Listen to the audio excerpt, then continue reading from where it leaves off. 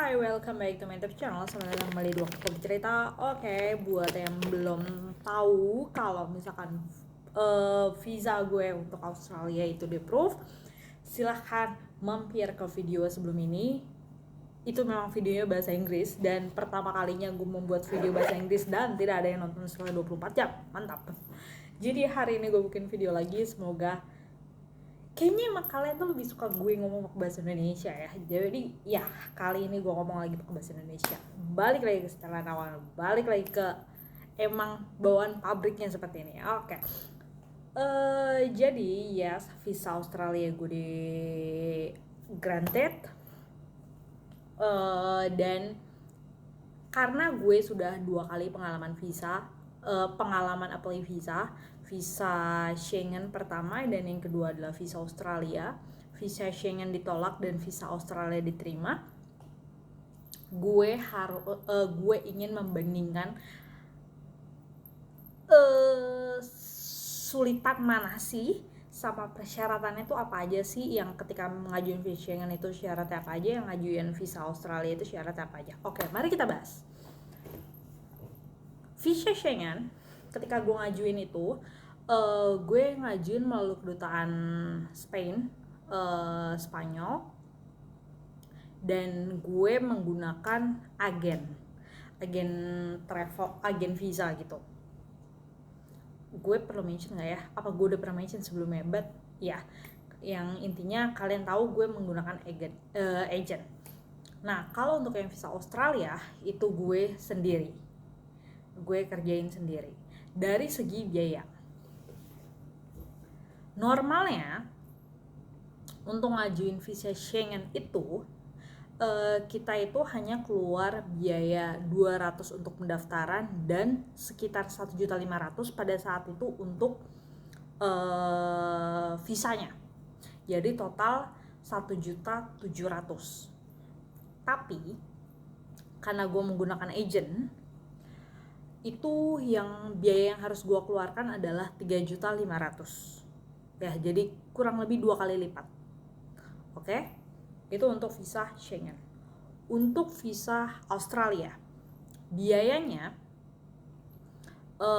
total itu 200 Australian dollar, atau kalau dirupiahin dengan kurs saat ini kurs tuh kurang lebih 11.000. Itu kemarin gue kurang lebih 2.200.000. Kenapa kurang lebih? Karena kemarin ada biaya administrasi buat pembayaran dari debit itu 2,8 kalau gue nggak salah. Pokoknya kurang lebih yang gue bayarin itu 2,2 juta.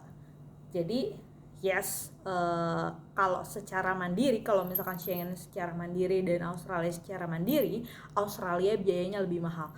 Tapi karena Schengen kemarin gue pakai agent, jatuhnya visa Schengen gue lebih mahal daripada visa Australia. Itu untuk segi biaya. Untuk prasyarat, untuk visa Schengen itu kita diharuskan punya insurance, travel insurance. Dan dimana untuk waktu itu, pada saat itu ya, gue untuk 2 minggu itu insurance-nya harus cover COVID. Dan gue menambahkan additional untuk kalau visanya ditolak, protection untuk visa. Itu kurang lebih yang gue bayar adalah 750-an. Kurang lebih. Gue lupa detailnya, tapi kurang lebih 750-an. Itu untuk 2 minggu ya. Untuk Australia, kita tidak diwajibkan untuk punya insurance. Punya lebih baik, enggak diharuskan. Tapi kalau misalkan suatu amit-amit terjadi apa-apa di Australia, biayanya kalian harus tanggung sendiri dan itu cukup mahal gitu. Jadi kalau emang kalian punya, itu jauh lebih baik. Tapi untuk pengajuan visa itu tidak diharuskan. Tapi kalau Schengen itu diwajibkan untuk punya yang insurance itu. Itu perbedaannya. Selain itu, perbedaannya adalah di bookingan tiket dan akomodasi. Untuk visa Schengen, kita itu diwajibin untuk punya bookingan tiket dan akomodasi. Even lu belum bayar, kita sebutnya dummy, biasanya. Jadi DAMI itu kita sudah booking tapi memang belum dibayar, itu Schengen itu wajib melampirkan itu.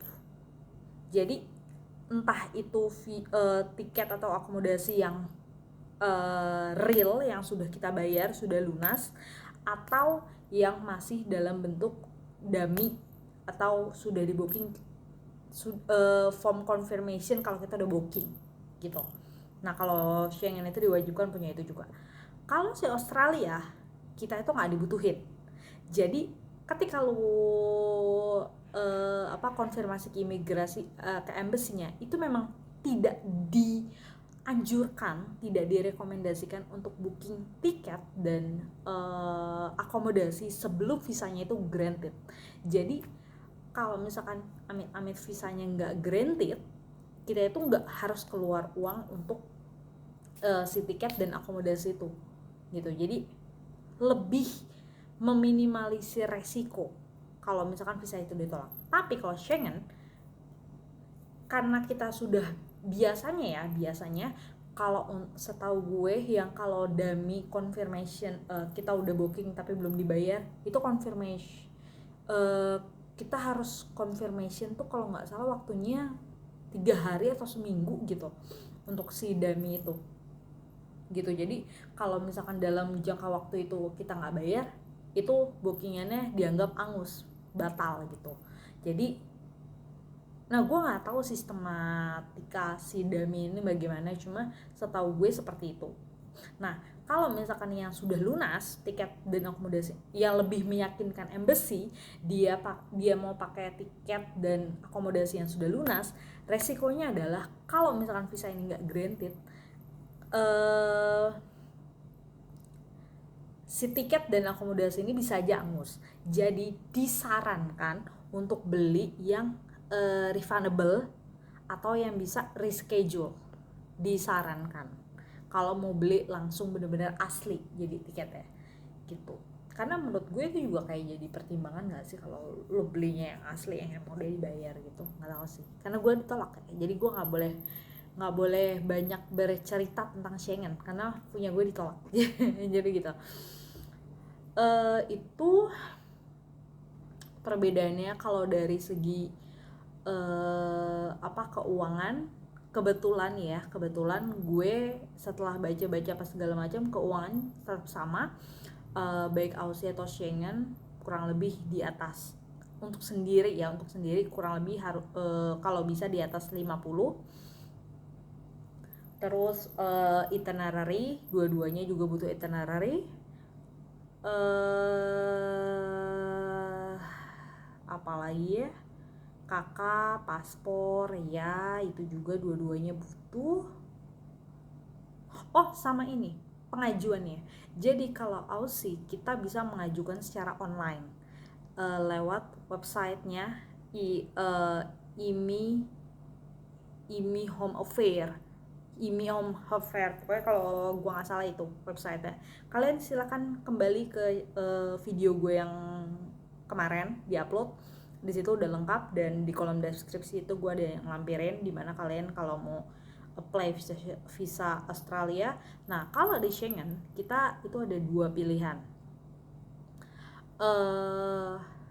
Kalian langsung ke kedutaan.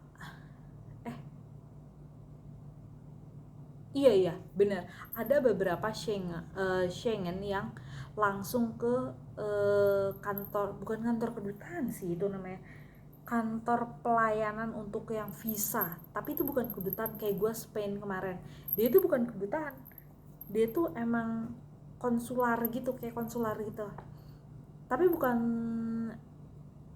VFS ya, VSF, FSF, ya itulah pokoknya, bukan itu.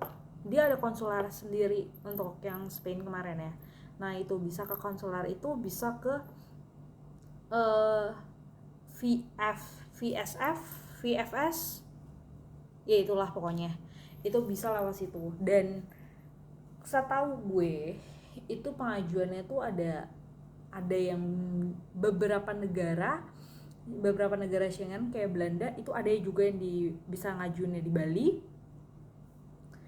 ada yang bisa ngajuin di Surabaya dan ada yang bisa ngajuinnya di Jakarta. Kalian silahkan cari-cari sendiri, cuma setahu gue emang ada 3 tempat. Medan gue lupa ada bisa atau enggak, cuma ada 3 tempat itu yang bisa ngajuin. Nah, karena kenapa harus di konsular itu, karena mereka itu butuh biometrik untuk pertama kali. Jadi biometrik itu sidik jari lo, foto lo, semuanya tuh diiniin di lo kan. Oh ya gini, untuk ngajuin visa Schengen lu kan juga harus ngelampirin foto ya, foto 3x4 kalau gue nggak salah, foto 3x4 itu lo harus ngelampirin. Tapi ketika biometrik lu juga difoto lagi dan sidik jari lo di scan gitu. Nah itu sementara di Australia kita nggak ngelampirin foto, kita juga nggak ada biometrik. Gue nggak tahu kalau misalkan yang ke kedutaan ya, karena kan Australia juga setahu gue ada 3 cara, kedutaan, lewat konsuler, atau yang online itu mandiri. Kalau gue karena mandiri, jadi kita nggak butuh ada foto, kita juga nggak ada biometrik, jadi cuma benar-benar dokumen doang gitu. Nah itu perbedaannya lah, sekali lagi, antara Schengen dan Australia. Terus oh ya, kalau Australia itu dia memang visanya hanya untuk visa Australia aja gitu. Kalau Schengen itu kita bisa keliling beberapa negara yang termasuk dalam negara Schengen, kayak misalkan Spain, Portugal, terus Poland, Jerman, Netherlands, Switzerland, Italy, ya gitu deh. Itu yang termasuk negara-negara Schengen gitu ya. Austria, jadi lo bisa keliling-keliling beberapa negara dengan visa Schengen. Kalau Australia ya udah di Australia aja. Atau kalaupun lo mau ke New Zealand, setahu gue itu akan harus apply visa lain gitu. Cuma kan Australia juga hitungannya kan benua ya, jadi toh waktu 2 minggu juga gue gak yakin lo bisa keliling satu Australia gitu. Ada Melbourne, ada Brisbane, ada Sydney, ada Perth. Dari Melbourne ke Perth aja udah beda berapa jam tuh, udah 2-3 jam sekarang malam minggu ini lagi bedanya gitu. Jadi dalam satu visa itu cuma bisa benua Australia doang, cuma menurut gue cukup worth it karena Australia itu memang besar gitu. Dan ditambah tiketnya untuk dari Indonesia ke Australia itu tidak semahal tiket dari Indonesia kalau lo ke Eropa. Memang kadang juga kita punya diskonan, adalah promo-promo tiket dari Indonesia ke Eropa, tapi rata-rata tuh nggak banyak. Jadi tetap aja kayak misalkan PP 8 juta, PP itu udah cukup murah gitu kalau dari yang gue lihat-lihat ya. Sementara kalau dari sini ke Australia 4 juta aja lo masih bisa jalan gitu. Bahkan ke Perth aja itu cuma 900 sejuta gitu masih dapet gitu. Terus apa lagi ya yang beda ini ya, kakak sama slip semuanya sama, keuangan sama, employment letter samanya maksudnya dua-duanya juga butuh ya. Terus form juga ada, formnya diisi sama. Udah sih paling itu aja sih beberapa perbedaannya. Terus ya sama-sama buat gue sama-sama sulit, buat gue sama-sama yang benar-benar harus menguatkan mental, karena kan itu juga duit yang dikeluarkan untuk pengajuan itu tidak murah ya. Sekali lagi itu tidak murah. Cuma you never know the result if you never try kan ya. Jadi ya ajuin aja. Kalau tapi ya lu harus siap dengan resiko, karena segala sesuatu itu pasti ada resikonya. Dan ya resiko yang paling besar lu gagal, udah itu aja. Tapi kan lu udah gak penasaran lagi, lu udah coba gitu deh. Udah itu aja waktuku bercerita kali ini. Sampai berjumpa lagi di waktuku bercerita selanjutnya. Bye.